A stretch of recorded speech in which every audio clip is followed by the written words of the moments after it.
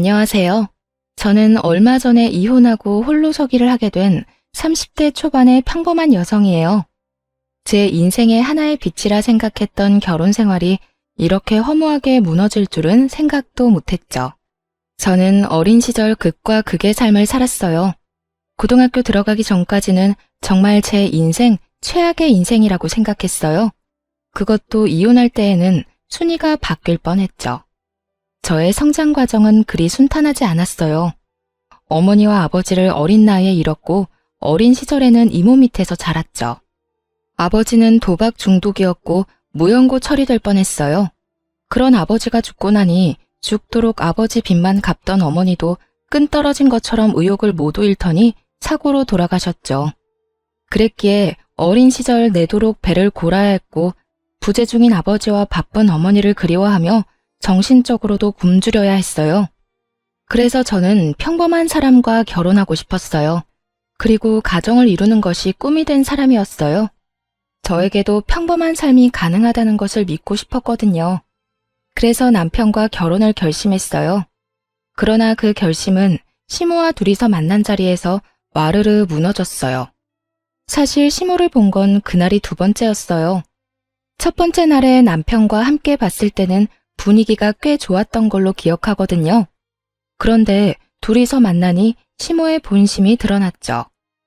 나는 우리 아들 너처럼 부모 없이 자란 애한테 보내기 싫어. 생각 좀 해봐. 내가 우리 아들한테 얼마나 좋은 것만 해줬는지 아니? 우리 아들이 너 좋아하는 거 알면 너도 눈치껏 빠져줬어야 하는 거 아니냐고. 부모 없이 힘들게 큰 건 알겠는데 연애는 너랑 수준 비슷한 남자랑 해야지. 쥐뿔도 없는 게 우리 아들을 꼬드겨? 시모가 저를 너무 마음에 안 들어 했어요. 저도 화가 나는 마음에 목소리를 높였죠. 제가 부모가 없는 게 천만다행이네요. 아주머니 같은 부모가 있었다면 얼마나 부끄러웠겠어요? 부모 없어도 이모가 저 열심히 키워주셨고 대학까지 보내줬어요. 저한테는 이모가 부모고 언니예요. 함부로 저희 집 욕하지 마시라고요. 요 맹랑한 게 어디서 어른 보고 소리나 질러? 네가 이러니까 부모 없다고 사람들이 뭐라 하는 거지. 이래서 가정교육이 중요한 거고 이래서 부모 밑에서 사랑받고 크는 게 중요한 거야. 당장 우리 아들이랑 헤어져. 나는 너희 사이 인정 못한다. 저는 꽥 소리를 지르고 나와 남편과 한바탕 싸웠어요. 그렇게 헤어지려고 생각하던 중에 제가 임신을 했다는 걸 알아차렸어요. 저는 정상적인 가정을 가지고 싶었고 아이에게서 아빠를 빼앗고 싶은 마음은 없었어요. 그래서 남편에게 말했죠. 남편이 포기하면 헤어지고 혼자라도 키울 생각이었는데 남편은 좋다며 결혼을 하자고 하더군요. 그래서 저희는 결혼을 할 수 있었어요. 당연히 시모는 굉장히 싫어했어요. 당장 저더러 뭘 해올 수 있냐며 소리를 빽 지르더라고요. 저는 이 우울한 상황에서 이모와 상담을 했어요. 아이가 생겨 결혼하려는데 시모가 반대한다고 말이죠. 그런데 이모가 의외의 말을 하더라고요. 그 집 사람들 안 되겠네. 감히 우리 조카를 그런 식으로 취급하다니. 걱정하지 마. 이 이모가 다 해결해 줄게. 너 시집살이 편하게 할 수 있도록 말이지. 이모는 그렇게 말하고 저를 전폭적으로 지지해 줬어요. 특히 상견례를 할 때 나와서 시모를 꾹꾹 밟아줬죠. 이모는 온갖 명품을 휘감고 나와서는 시모에게 말했어요. 저희 조카가 참 착해요. 제가 결혼식 도와주겠다고 했는데도 매번 거절을 하니 제가 사돈께 직접 이야기하는 게 더 빠를 것 같더라고요. 결혼식 비용은 저희 쪽에서 다 해줄 거예요. 그렇지만 우리 쪽에는 가족도 없으니 예단 예물은 하지 않는 걸로 하고 대신 제가 신혼집을 제공할게요. 물론 제 조카 명의로요. 안에 들어가는 혼수도 저희 쪽에서 해결할게요. 그러니까 우리 조카 험한 일 시키지 말고 꽃길만 걷게 해주면 좋겠어요. 이모의 말에 시모가 깜짝 놀라더군요. 예단 예물이 없는 건 좀 섭섭했지만 결혼식 비용이며 집도 대준다니 듣고 있는 저도 놀랐거든요. 어머, 그렇게 해주시면 저희야 너무 좋죠. 예, 너는 여태껏 이렇게 좋은 이모가 있다는 걸 왜 숨겼니? 걱정하지 마세요. 저희가 꽃길만 걷도록 해줄 테니까. 당장 돈 들이지 않고 결혼을 끝낼 수 있다는 생각에 시모와 남편 입이 찢어지더군요. 하긴 좋은 게 좋은 거라고 남의 돈으로 할 수 있으면 기분이 좋을 수밖에 없지만 저는 솔직히 좀 가슴이 답답했어요.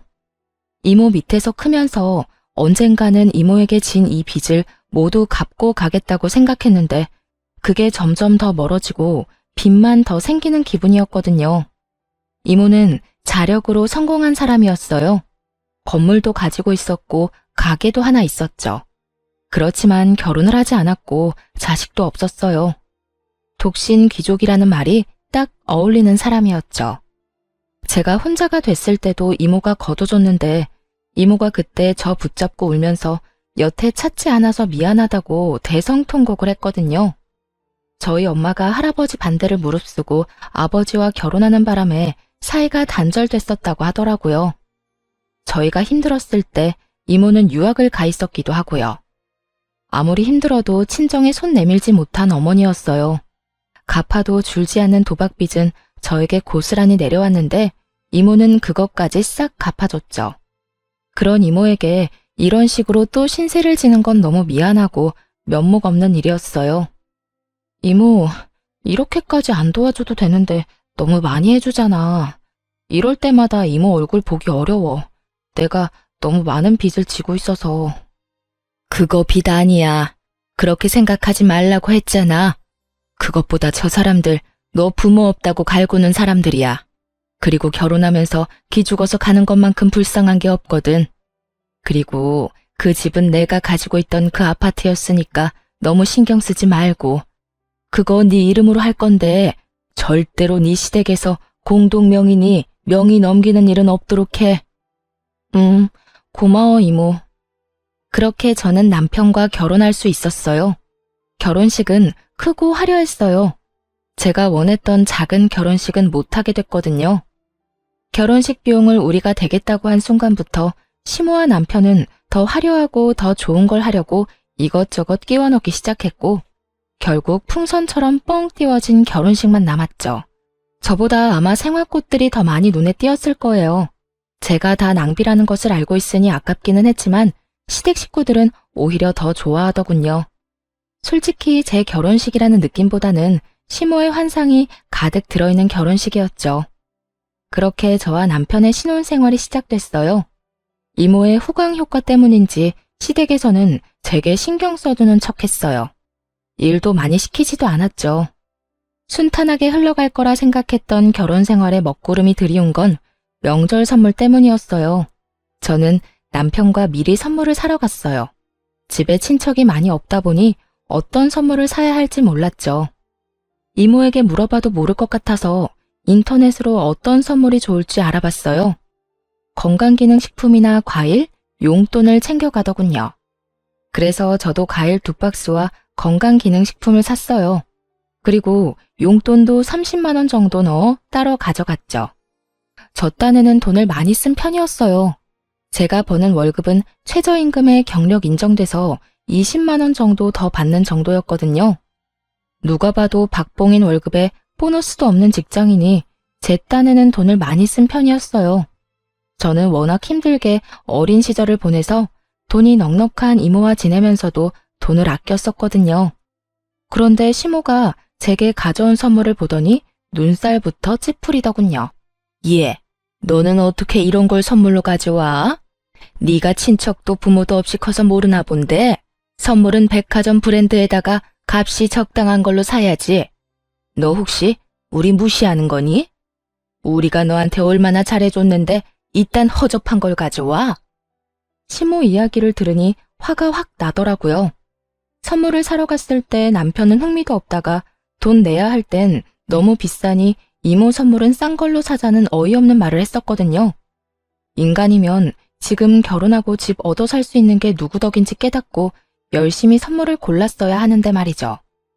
결국 이모 선물도 제가 책임져야 했고 시모 선물까지 제 책임이었어요. 결국 저는 시모에게 한마디 던졌어요. 어머님, 솔직히 너무하시네요. 저희 이번에 결혼 치르면서 돈 너무 많이 썼어요. 그리고 저희는 애까지 키우고 있고요. 저희가 무슨 돈이 있어서 비싼 걸 사요? 저 선물조차도 남편이 돈 내기 싫어해서 제가 거의 다 냈는데요. 50만 원을 가져가시고도 비싼 물건이 아니라고 하면 제 선에서는 더 이상 드릴 수 있는 게 없을 것 같네요. 다음부터는 이 사람한테 시켜서 사오도록 하세요. 제 말에 시모가 인상을 팍 쓰더군요. 아니, 그런 거면 미리 말을 해줬어야지. 그리고 너, 엄마가 그렇게 가르쳤어? 모름지기 선물은 크고 화려하게, 받는 사람이 즐겁고 행복하도록 하라고 했지. 네 와이프가 모르면 너라도 알고 있어야지. 그런 말 언제 했어요? 난 왜 들은 적 없는 것 같지? 남편이 심드렁하게 그렇게 말하자 시모가 민망한 듯 킁킁거리며 다시 입을 열었어요. 어쨌든 그건 미안하다. 그렇지만 선물은 손님에게 맞도록 하는 거야. 가족, 우덜은 신세진 사람한테는 더욱더 신경 써야 하는 거고. 그런 면에서 이런 건 신경 쓴 게 아니지. 네가 이럴수록 우리 집만 무시당하는 것처럼 보인다니까. 그거 이상하네요. 저희가 신세진 건 저희 이모인데 저희 이모 선물은 스카프 달랑 한 장 해가거든요. 남편이 저희 이모 선물 살 때 되니까 돈 없다고 싼 거 사라고 해서요.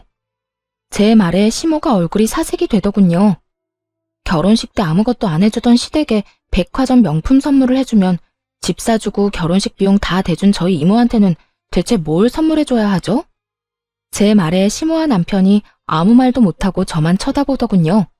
하긴 아무것도 안 해주고 입만 털던 시댁에서 뭘 받고자 하는 것도 지금 부끄러울 일인데 집 사주고 혼수에 결혼식 비용까지 다 대준 우리 이모에게 얼마나 큰 걸 해줘야 할지 짐작도 안 가겠죠. 선물 마음에 안 드시면 그냥 반품할게요. 이모한테 10만 원도 안 되는 스카프 주면서 시댁에 50만 원 넘는 금액 쓰는 건 저도 좀 아니라고 생각했어요. 그냥 이거 다 이모 줘버리면 될 것 같네요. 저도 신세진 거 좀 갚는다 치고요. 별 문제 없는 거 맞죠? 이모가 들으면 어떻게 생각할지 궁금하네요. 집 도로 가져가신다고 하면 어쩌지? 사색이 된 두 사람이 아무 말도 없기에 내려놓았던 짐들을 고스란히 들어 밖으로 나왔어요. 그리고 차 트렁크에 실었죠.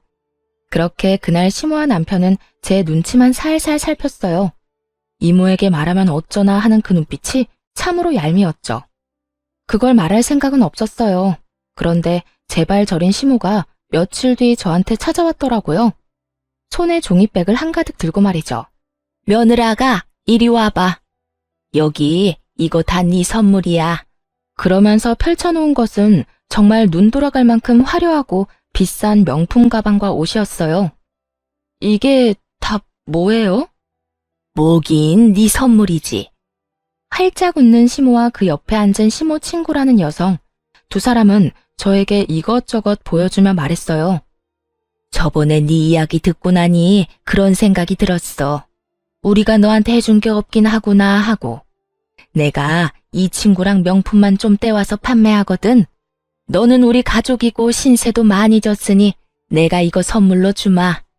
대신에 50만 원만 좀 빌려줄래? 이 친구도 내가 좀 무리를 해서 선물 가져오는 바람에 통장이 텅텅 비었어. 이 친구 여기까지 고생해서 왔는데 돈 한 푼 안 쥐어서 보낼 수 없잖니? 그렇게 말하며 시모가 제게 돈을 빌려달라고 하더군요. 저는 시모가 늘어놓은 명품들을 보고 깜짝 놀랐어요. 누가 봐도 아는 명품 브랜드의 가방과 옷이 널려 있으니 저도 당황할 수밖에요. 제 평생 한 번도 사본 적도 없고 관심 가져본 적도 없는 물건들이라 놀랐어요. 그래도 저희 이모가 해준 거에 비하면 그리 큰 건 아니라 저도 당당하게 받기로 했어요. 다만 편하게 쓰지는 못했지만요. 저는 물건을 좀 험하게 쓰는 사람이라 가방이나 신발이 자주 닳거나 끊어지거든요. 그래서 최대한 가성비가 좋은 걸 사서 쓰는데 비싼 걸 쓰려니 마음이 불편해 못 쓰겠더라고요. 그래서 받은 물건들은 종이봉투째 고스란히 옷장에 모셔놨어요. 그 뒤로도 시모는 종종 우리 집에 친구분과 들러 가방이나 옷, 신발 같은 걸 주고 갔어요. 그리고 똑같이 돈도 빌려갔고요. 저는 그걸 시모의 화해 제스처로 받아들이기로 했어요. 저한테 미안하고 이모에게 볼 낯이 없으니 이런 비싼 걸 저한테 선물해주는가 보다 싶었죠. 그래서 기분이 꽤 좋았어요.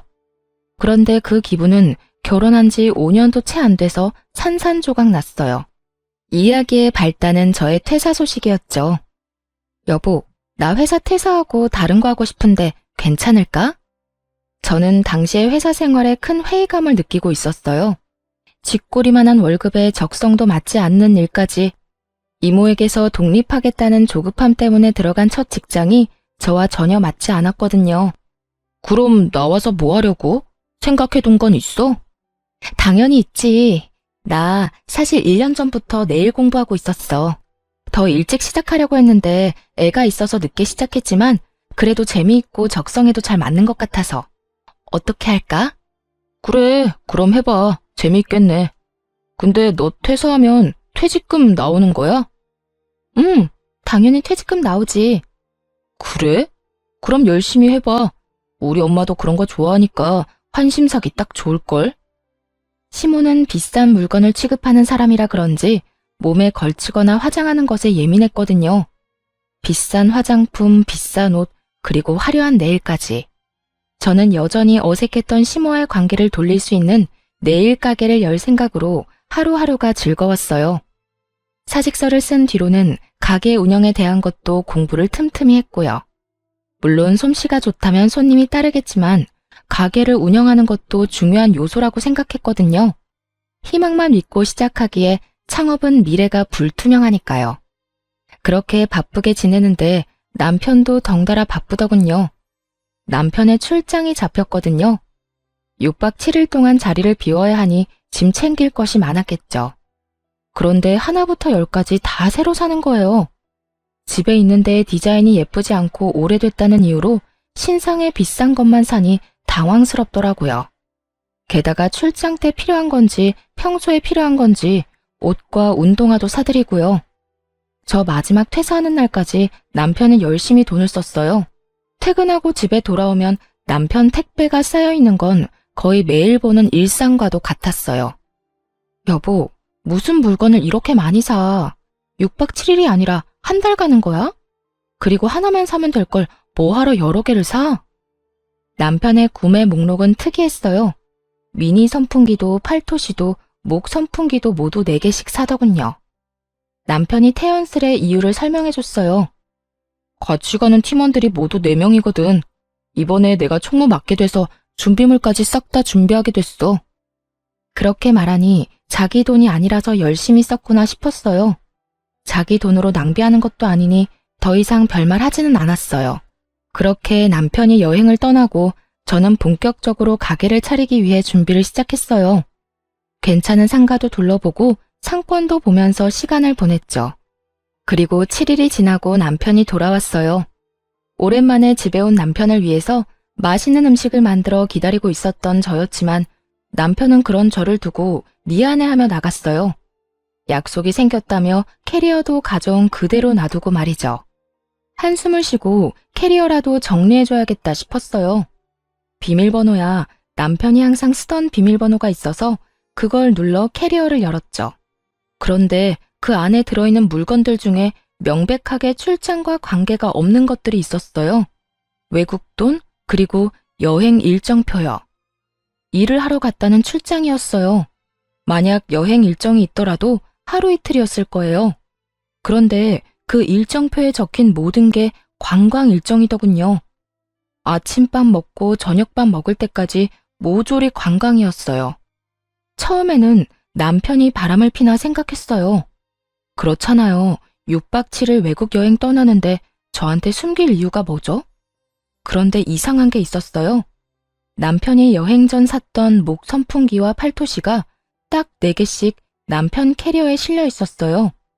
그렇다면 4명이서 간 건데 또 다른 불륜 커플이 있었나 싶었죠. 화가 머리끝까지 나서 남편이 들어오길 기다렸어요. 늦는다는 문자가 왔지만 아랑곳하지 않고 기다렸어요. 그리고 더 이상 졸리지도 않았고요. 밤 10시, 11시 시간이 지날수록 어째서인지 더 말똥말똥해지더군요. 나 왔어. 뭐야? 왜 안 자고 여태 깨있어? 할 말이 있어서 기다렸지. 당신 이번 출장 진짜 출장이었어? 내가 당신 캐리어에서 이런 거 발견했는데 이건 출장이랑 관련 없지 않아? 국내로 잠깐 갔다 온다며. 근데 이거 뭔데? 너 혹시 바람 피니? 저는 남편이 볼 수 있도록 여행 일정표와 외국 돈을 툭 던졌어요. 그걸 보던 남편 얼굴이 잿빛이 되더군요. 말도 제대로 못하면서 말이죠. 그게 바람은 진짜 아니야. 바람은 아닌데. 아우, 진짜. 그럼 뭔데? 불륜 커플끼리 여행 갔다 온 거 아니냐고. 아니야. 나 우리 식구들이랑 여행 갔다 왔어. 외국에 6박 7일로. 순간 말이 턱 막혔어요. 당연히 외도일 거라고 생각하고 마음속에서 쌍욕을 준비하고 있었는데 머리가 하얘졌죠. 저 빼고 시댁 식구들끼리 여행을 갔다는 것 자체가 정말 기분이 더 더러웠거든요. 지금 나랑 우리 애 빼놓고 해외여행을 갔다고 그랬어? 왜? 이유가 뭔데? 왜 우리만 쏙 빼놓고 가? 당신이랑 애한테 쓸 만큼 돈이 없어서 그랬지. 당신이 가게 열 거라는 말만 안 했어도 우리도 다 데려가려고 그랬다고. 근데 엄마가 돈도 없고 당신 가면 분위기만 흐린다고 해서. 이게 무슨 개소리인지요. 저는 제가 잘못 들은 줄 알았어요. 넌 그거에 동의했고? 그럼 어떡해. 나도 유럽 한번 가보고 싶었는데 이 기회에 못 가면 손해잖아. 당신하고는 나중에 다시 가려고 했어. 정말이야. 다만 우리 가족들끼리 갈 때는 좀 더 저렴하게. 너 지금 성긋니? 아니면 나 가족 없다고 지금 여기서 무시하는 거야? 너는 가족이랑 하하호호 해외여행 다녀오고 나는 여행 갈 가족도 없으니까 애랑 같이 처박아 놓으니까 좋아? 그래서 재밌게 잘 놀다 왔어? 네가 날 마누라로 생각했으면 그딴 짓은 안 했겠지. 너 도대체 뭐 하는 새끼야? 날 뭐라고 생각하는 거야? 넌 네 새끼도 버리는 인간이야? 여보, 진정해. 나 진짜 그런 의도로 그런 거 아니라고. 내가 언제 애를 버려. 신경을 안 쓰는 게 버리는 거랑 뭐가 달라. 쩔쩔매는 남편에게 한마디 퍼부어주려다 갑자기 그런 생각이 언뜻 떠올랐어요. 너 돈은? 무슨 돈으로 갔어?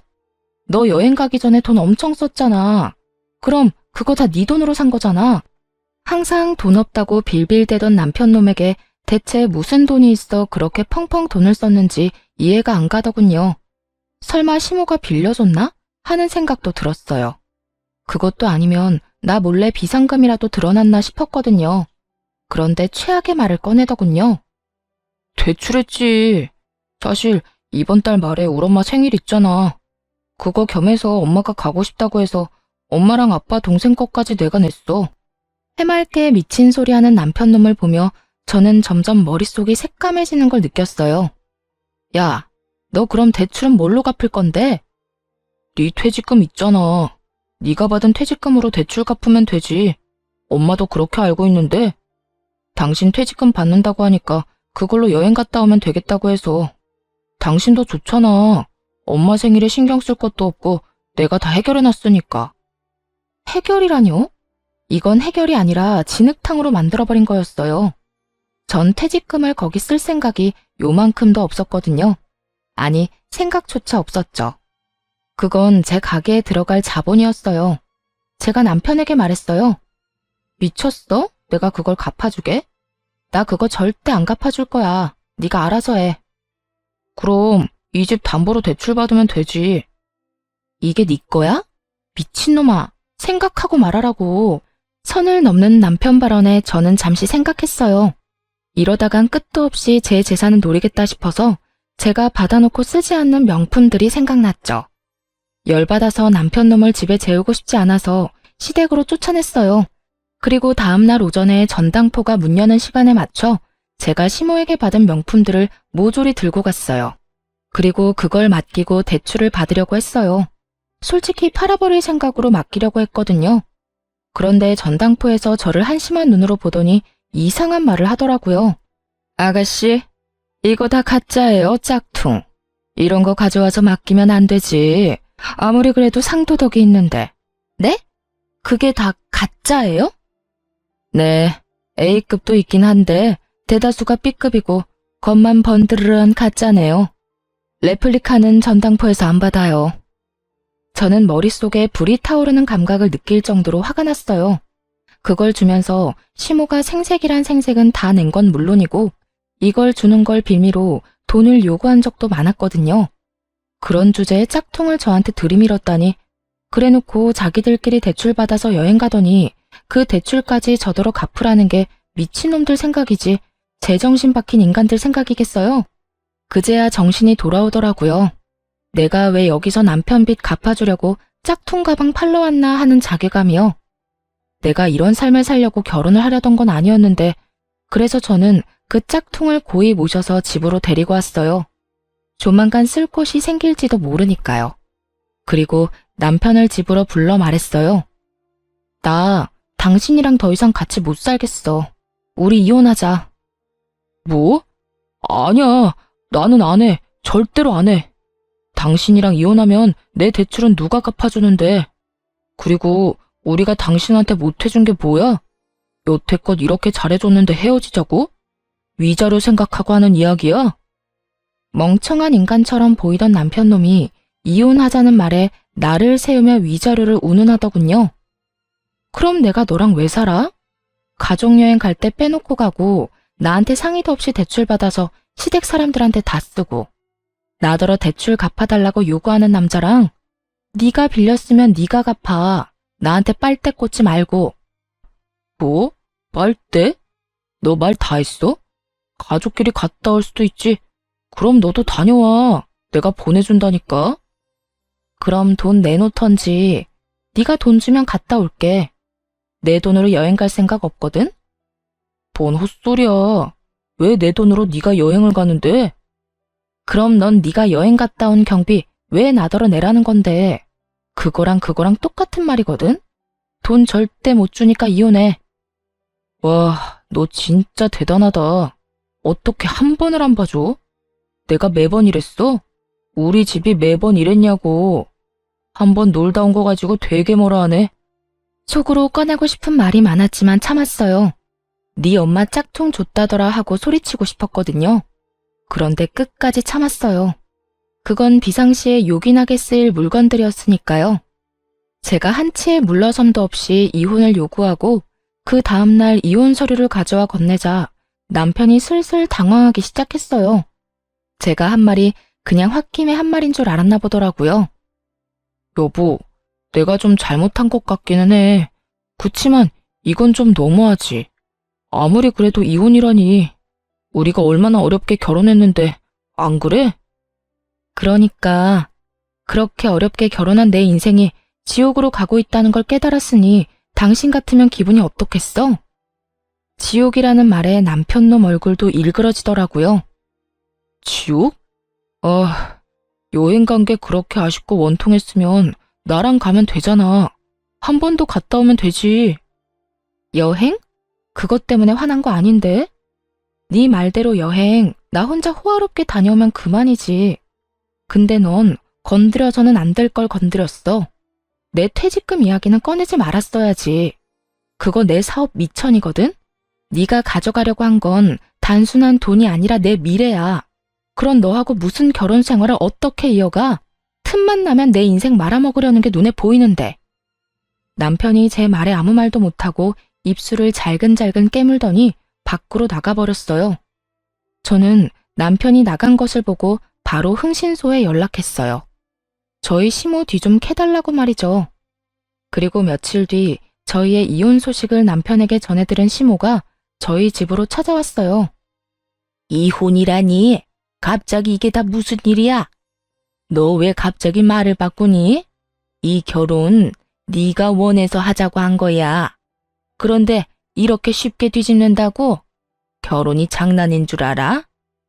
장난이 아니니까 이혼하자는 거예요. 넷이서 룰루랄라 외국 여행 갔다 오셨죠? 그런데 당신 아들이 나한테 뭐라고 한지 알아요? 내 퇴직금으로 당신들 여행 경비 대출 받은 거 나더러 갚아달라고 했어요. 내가 왜요? 내가 그 여행에 1분도 함께하지 않았는데 내가 왜 그딴 호구짓 하고 있어야 하냐고요. 호구짓? 너 우리가 그렇게 잘해줬는데 이딴 식으로 말하면 안 되지. 이혼하고 싶으면 해. 그런데 우리는 절대로 너 용서 못하거든. 이 이혼 너한테 100% 원인 있는 거니까 갈 거면 이 집 내놓고 가든지 아니면 그에 준하는 위자료 내놓고 가든지 둘 중에 하나는 내놓고 가. 이모한테 말해서 달라고 하면 줄 거잖아. 안 그래? 역시 원하는 건 이 집, 그리고 돈이었더라고요. 이 집의 명의는 결혼 기간 중에 저로 바뀌었거든요. 제가 이모에게 끝끝내 돈을 갚겠다고 해서 이모가 결국 차용증을 써줬어요. 이 집이 그렇게 탐나요? 이 집 제 거 맞아요. 그런데 이거 가져가면 우리 이모한테 달마다 돈 내야 되는데 괜찮겠어요? 같이 빚 갚는 것도 나쁘지 않죠. 일단 제 명의니까요. 그제야 차용증을 보고 살짝 놀란 시모가 저를 흘겨보며 그러더군요. 왜 가족끼리 차용증을 써? 이거 거짓말 아니야? 그리고 네가 힘들면 이모가 도와줄 거잖아. 설마 그렇게 잘해줬는데 너 이혼할 때 돈 안 내줄까 봐? 차용증은 진짜였지만 이모와 제 관계가 워낙 돈독했으니 그것만 믿고 있는 게 분명해 보였어요. 그래서 저는 한 가지 더 던졌죠. 어머님, 이모와 제가 친하다 해도 조카와 이모 관계예요. 평생 모은 재산을 생판 남한테 준다고요? 요새 저희 이모 저랑 만나주지도 않아요. 새로 사귄 남자친구한테 빠져서요. 그런데 뭐요? 저를 도와줘요? 염치가 있고 정신이 똑바로 박혔으면 결혼식 때 도와준 걸로 끝이라고요, 끝. 누가 그 이상 도와줘요? 상식적으로 생각해요, 상식적으로. 그리고 때마침 이모가 전화가 왔어요. 물론 사전에 이미 이야기가 됐었고 제가 먼저 통화 버튼을 눌렀다가 끊으면 이모가 전화해 주기로 했죠. 보세요. 저희 이모 전화 왔네요. 무슨 말할 건지 들어볼래요? 전 일부러 스피커폰으로 켰어요. 이모 나야. 무슨 일로 전화했어?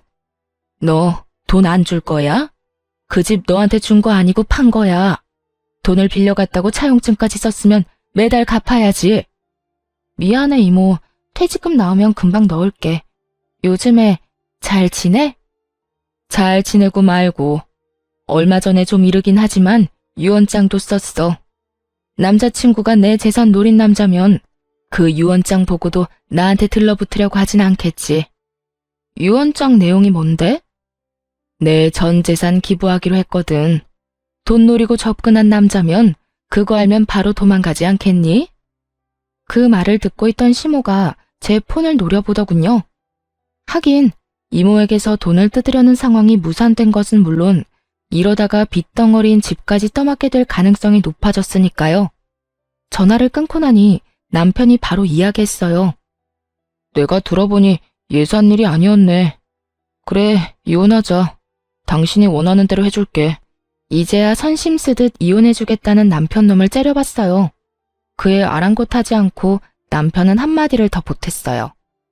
대신에 내 빚 갚아줘. 내 빚에 위자료까지 5천만 원만 주면 깔끔하게 이혼해줄게. 그 안에 당신한테 준 명품 가방이랑 옷, 액세서리 값도 포함이야. 알았지? 드디어 제가 원하던 말을 내뱉더라고요.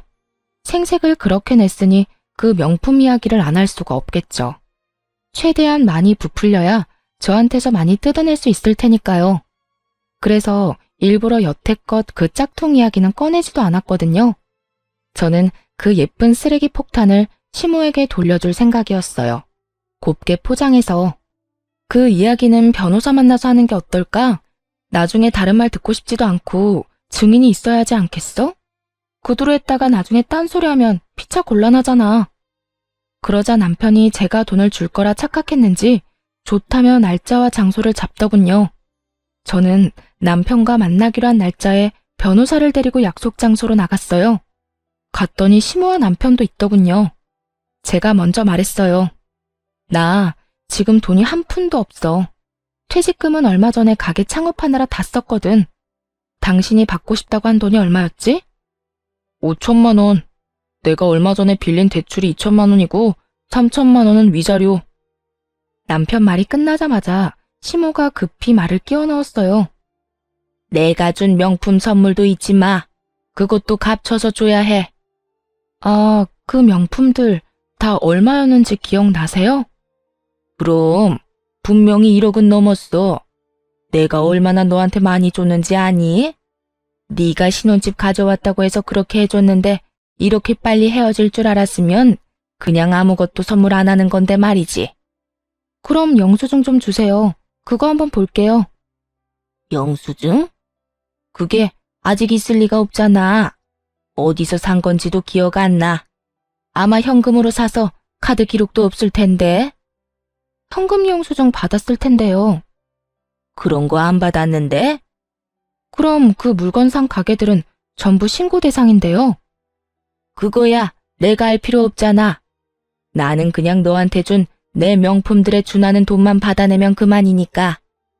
근데 제가 변호사한테 물어보니까 제가 승소할 가능성이 높다고 하더라고요.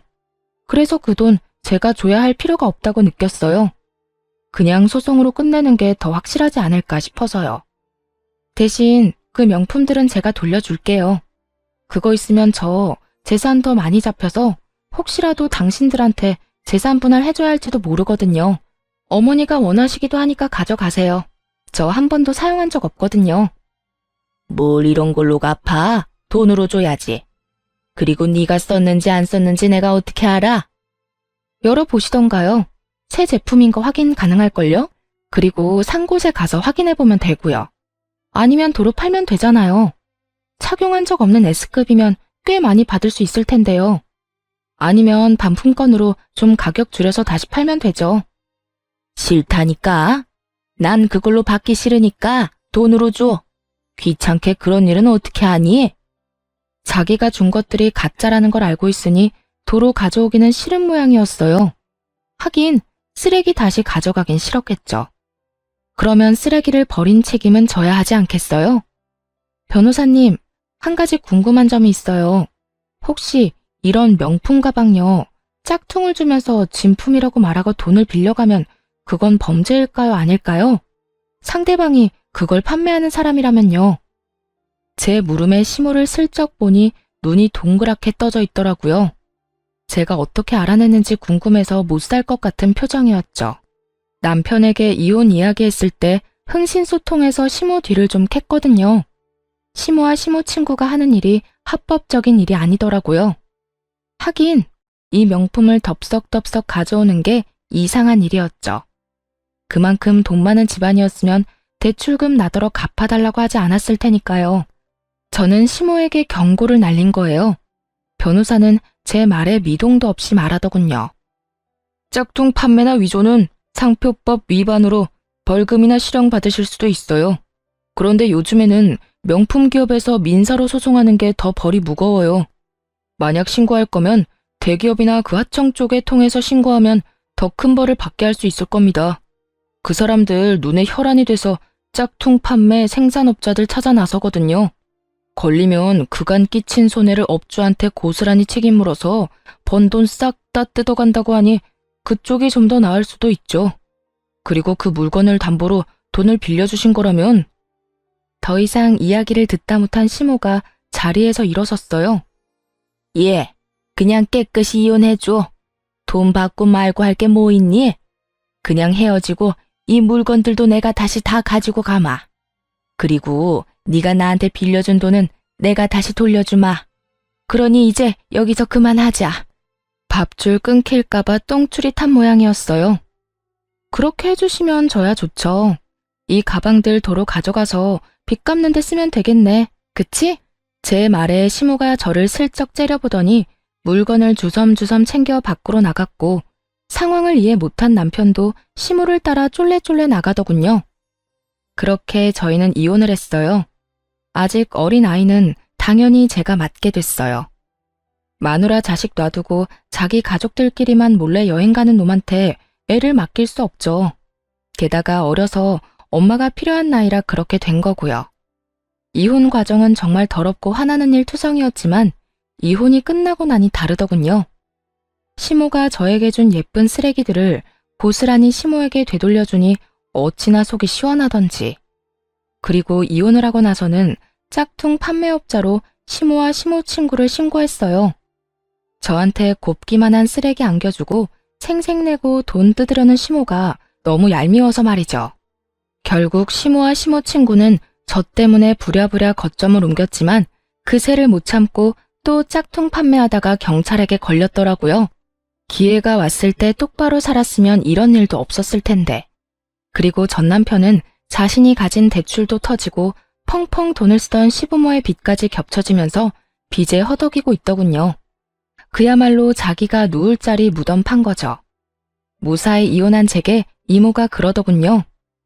무사히 지옥에서 탈출한 거 축하한다. 그리고 그 집은 내 선물이니까 차용증은 없던 일로 하자. 네가 돈 갚고 싶어하는 마음은 아는데 내가 언니한테 못해준 거 너한테 해주고 싶어서 그래. 그리고 언니가 너한테 해줬어야 할 것들도 해주고 싶고. 우리는 이제 세상에 둘뿐인 가족이잖아. 이 말을 듣는데 어찌나 짠하던지. 그렇게 저는 빚 없이 온전히 신혼집을 지켜냈어요. 그런데 나중에 남편이 어떻게 알았는지 저희 집에 찾아와 고성을 지르며 난리를 쳤어요. 너 일부러 그랬지? 이모랑 너랑 사이 틀어졌다면서 우리한테 속이고 너 혼자 이거 다 처먹으려고 그런 거잖아. 나 이거 그냥은 못 넘어가. 무조건 소송할 거고 이 집 받아낼 거야. 내가 지금 당신 때문에 무슨 꼴 난 줄 알아? 무슨 꼴 나긴. 네 인생 네가 열심히 조졌잖아. 네 손으로 망친 거 왜 나더러 도와달라고 해? 이보세요. 그쪽이랑 저랑은 이제 아무런 관계없는 사람이고요. 내가 가진 건 이제 더 이상 그쪽이 넘볼 수 있는 게 아니에요. 그리고 소송? 해봐. 이거 소송해서 누가 이기나. 네가 변호사 비용 다 대고 나가 떨어질 게 분명한데 해! 하고 싶으면. 네가 속인 거잖아. 그 집 받을 거라고 약속되어 있었고 이모랑 관계 틀어졌다는 것도 다 거짓말이었고 그러면 이혼 자체가 무효인 거 아니냐고. 정신 똑바로 차리고 들어. 너 이혼할 때 이혼 사유가 이 집이었어? 아니지. 나는 네가 맘대로 돈 빌리고 나한테 그거 갚아달라고 떼쓰고 나를 너희 가족 안에서 철저히 무시한 걸로 이혼하자고 했어. 그 이유만으로도 이혼 확정 사유는 차고 넘쳐. 그런데 이 집을 이유로 혼인 무효를 걸겠다? 너 특유 재산이라는 거 모르지? 그걸 알면 네가 여기 와서 이런 뻘짓하고 있지는 않겠지. 넌 내 재산 단 하나도 못 건드려. 죽었다 깨어나도 너한테 줄 거 없으니까 거지처럼 여기서 구걸하고 있지 말고 이제 그만 꺼져. 야, 진짜 1억이야? 너 나 좋아했잖아. 우리 사랑해서 아이까지 낳으며 알콩달콩 살았잖아. 그런데 네가 어떻게 나한테 이래? 이럴 거면 결혼을 왜 하자고 했어? 그 말을 듣는데 이성이 뚝 끊어지는 소리가 들리더군요. 잘 살아보려고 했는데 초친 건 너랑 너희 엄마잖아. 결혼하기 전에 너희 엄마가 나 몰래 만나자고 해서 무슨 소리 했는지 모르지? 넌 좋은 것만 가져서 내가 그걸 줄 수 있겠냐고 따지더라. 그때 걸렀어야 했는데 내가 너무 세상 물정 몰랐지. 차라리 애를 혼자 키우는 게 나을 줄은. 우리 엄마도 너한테 잘해주려고 했어. 네가 너무 예민한 거라고. 나는 너 절대 용서 못해. 엄마 신고한 것도 너잖아. 잘해주기는? 짝퉁 명품 넘기면서 그 배로 돈 빌려간 사람이 당신 어머니야. 그리고 나 빼놓고 여행 가자고 한 사람도 너희 어머니겠지. 네가 생각이 있었다면, 나를 정말로 생각하는 마음이 있었다면 나 빼놓고 여행 갔겠니? 부모님만 보내고 나랑 따로 가자고 해야 하는 게 맞는 거 아니냐? 상식적으로 왕따 시켜놓고 내가 너 잘 챙겼잖아 하면 누가 믿어주기는 해? 그리고 대출받아 놀러 간 거 나더러 갚으라고 하는 부분이 정말 최악 중에 최악이었지. 용서? 하지 마. 나도 너 용서할 생각 없으니까 하지 말라고. 네가 뭔데 나를 용서한다 만다야? 아, 진짜 이렇게까지 해야 됐어? 그렇게까지 안 했으면 너랑 네 어머니가 내 뒤통수 때리고 버렸겠지. 그 많은 빚은 왜 그렇게 끌어다 쓴 거야? 도대체 뭘 믿고 그런 대담한 짓 했는지 알 수가 없어. 그래놓고 그 짓에 대한 책임은 내가 왜 져야 하는데? 나도 왜 이렇게 됐는지 모르겠다고. 당신한테 돈이 있잖아. 당신 이모 어차피 핏줄이 너뿐이라며. 그러면 그 사람 죽을 때 그거 다 당신 재산 되는데 그것 때문에 엄마가 많이 빌려 쓴 것 같더라고. 결국은 모든 게 돈이었어요. 참 뻔뻔한 거지 멍청한 건지. 이모가 만에 하나 재산을 물려주더라도 그건 제 몫이죠. 그런 저를 이렇게 괴롭게 만들어 놓고 제가 그 돈을 뱉어놓을 거라는 생각은 무슨 머리로 한 건지 모르겠어요. 가짜 명품으로 구슬릴 생각이었는데 그것도 참 웃긴 일이었고요. 너랑 너희 가족은 내가 돈으로 보였겠네. 그러니까 앞으로 나 찾지 마. 내 인생에서 너 볼 일은 오늘로 끝났으니까. 아무 말도 못하고 돌아간 전 남편 놈을 보며 진짜 더 열받았던 건 우리 아이에 대한 이야기가 조금도 나오지 않았다는 점이었어요. 이제라도 애 걸고 넘어지면 곤란하니 저도 대화할 때 최대한 아이 이야기는 하지 않았지만 그래도 짜증나는 건 어쩔 수 없더라고요. 지 엄마는 그렇게 챙기면서 저랑 아이는 생각도 안 하다니. 참 이기적이고 못된 전 남편이다 싶어요. 나중에 들리는 소문에는 빚이 너무 많아져서 월급으로 갚지를 못해서 일을 그만뒀다고 하더라고요.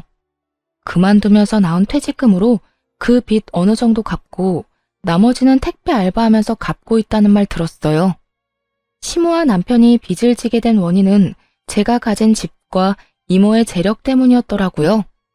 그게 언젠가는 제 소유가 된다고 착각을 했는지 아주 흥청망청 써댔더라고요. 저는 아이와 둘이서 잘 지내고 있어요. 새로운 네일샵은 이모네 건물 1층에 열게 됐고 결국은 또 이모의 도움을 받게 됐어요. 저도 이모처럼 앞으로는 혼자 살 생각이에요. 아이도 있겠다. 차라리 남편 없이 혼자 사는 편이 마음이라도 편할 것 같더라고요. 글을 쓰다 보니 길어졌네요. 긴 글 읽어주셔서 감사합니다.